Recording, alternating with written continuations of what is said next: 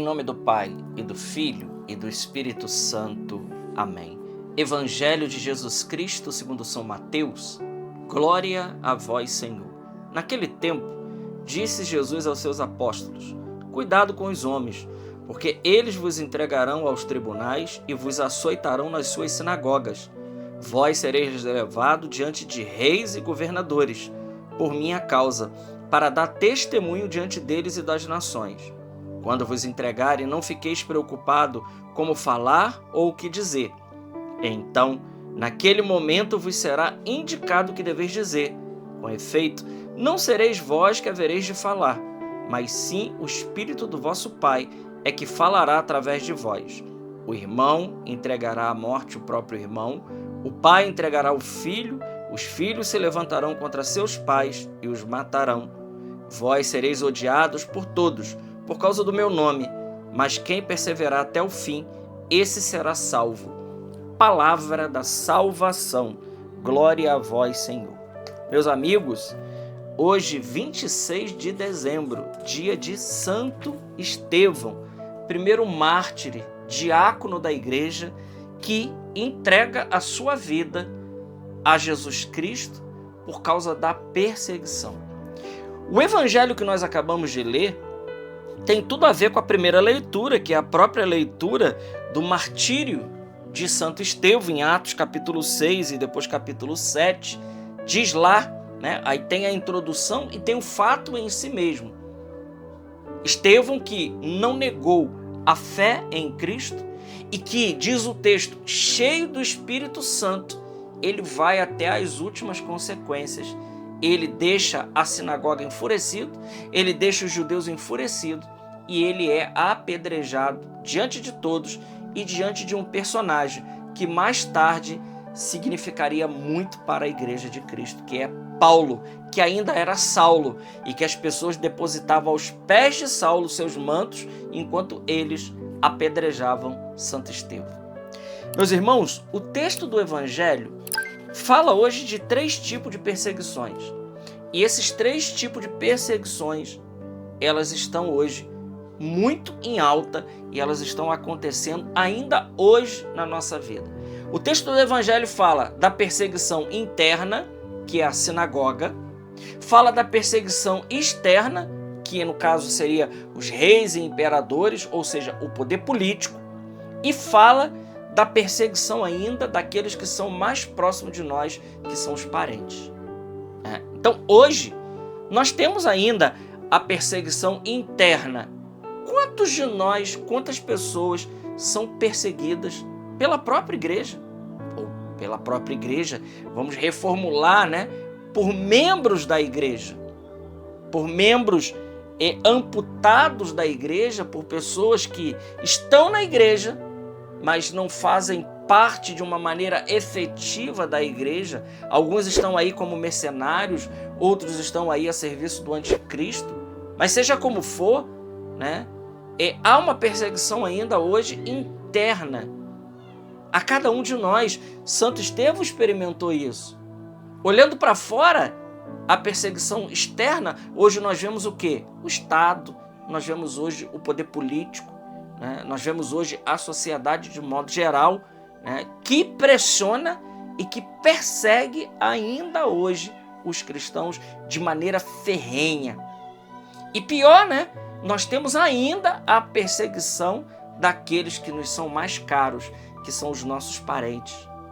Quantos de nós, então, vivemos, por causa da fé em Cristo, essa realidade da perseguição nesses 3 âmbitos? Seja uma perseguição interna, da própria igreja em si mesmo, seja uma perseguição externa, o poder político, e seja uma perseguição daqueles que são próximos de cada um de nós.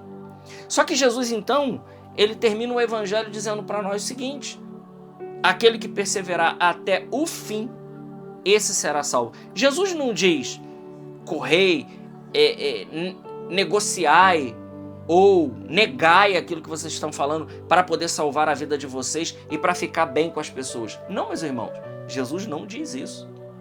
Em momento algum, nosso Senhor, ele nos encoraja a isso. Muito pelo contrário. ele diz que o Espírito Santo, ele viria em nós e ele nos diria o que falar nesta hora. Como responder a toda essa provocação. Nós estamos vivendo tempos difíceis, tempos muito difíceis, o qual a provocação, o qual a perseguição está aí na nossa porta. E nós precisamos, por isso, muito do Espírito Santo para podermos, diante das situações que batem à nossa porta todos os dias. São Pedro diz em 1 Pedro 3,15 que nós temos que estar prontos para dar razão da nossa fé a todos aqueles que nos pedirem. Precisamos estar prontos. E, claro, quem é que vai nos aprontar? Quem é que vai nos preparar? É o Espírito Santo. O Espírito Santo é aquele que virá. E como diz lá em Atos dos Apóstolos, no capítulo 1, recebereis o Espírito Santo e sereis minhas testemunhas. Então, nós receberemos o Espírito Santo, não para outra coisa, a coisa mais importante, duas coisas mais importantes o Espírito Santo quer fazer em nós. Número 1, queimar em nós tudo aquilo que é do homem velho, tudo aquilo que é carnal.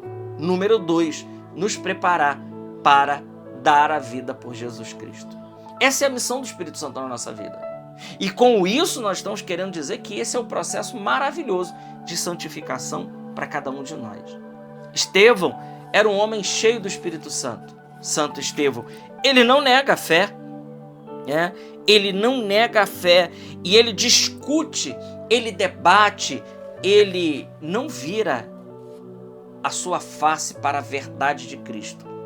E mesmo diante daquela perseguição, mesmo diante daquelas ameaças de morte, Santo Estevão, ele continua mantendo o seu papel de homem de Deus, de uma pessoa que não quer negociar aquilo que é essencial. Santo Agostinho, ele tem uma fala que é primordial para cada um de nós, especialmente nos tempos que estamos vivendo. Santo Agostinho diz o seguinte: nas coisas essenciais, a unidade. Naquilo que é acidental ou aquilo que não é primordial, a liberdade. E em tudo, a caridade. Se nós guardamos isso, naquilo que é essencial, ou seja, o que Santo Agostinho está dizendo? Que naquilo que é essencial, na fé, nas coisas da fé, na ortodoxia da fé, a unidade. Ou seja, nós não negociamos a verdade. Porque a verdade de ontem é a verdade de hoje e será a verdade de amanhã. Nas coisas que são opináveis, a liberdade. Não precisamos de escrúpulos. Santo Agostinho diz, naquilo que é opinável, fique livre, escolha do jeito que você quiser. Mas Santo Agostinho termina dizendo, em tudo, a caridade. Ou seja, então ele está explicando uma outra coisa que o saudoso Papa Bento XVI, ele já tinha dito na sua encíclica Caritas in Veritate. Ele já tinha dito que a verdade, a caridade, melhor dizendo, a caridade, que é a rainha das virtudes, sem verdade, ela é sentimentalismo. É uma caridade falsificada. Não é a caridade verdadeira. A caridade verdadeira, ela vem carregada de verdade. Isso é sério que o Papa diz. Então, isso quer dizer para nós o seguinte, que, como diz São Paulo a Romanos capítulo 12, não vos conformeis com esse mundo. Não é ficar inconformado e fazer uma revolução. Não, não vos conformar com o mundo é não tomar a forma do mundo. São Paulo vai dizer, mas transformai-o, esse mundo, pela renovação do vosso espírito. Ou seja, manter a verdade, não negociar a verdade, ficar com Jesus, custe o que custar, mesmo que, como Santo Estevão, ou como São João Batista, ou como o profeta Jeremias, ou como tantos outros da Sagrada Escritura, tiveram que ser perseguidos, ser presos, caluniados e alguns deles darem a vida, literalmente, por Jesus e pelo seu Evangelho. Glória ao Pai, ao Filho e ao Espírito Santo, como era no princípio, agora e sempre. Amém. Salve Maria Imaculada.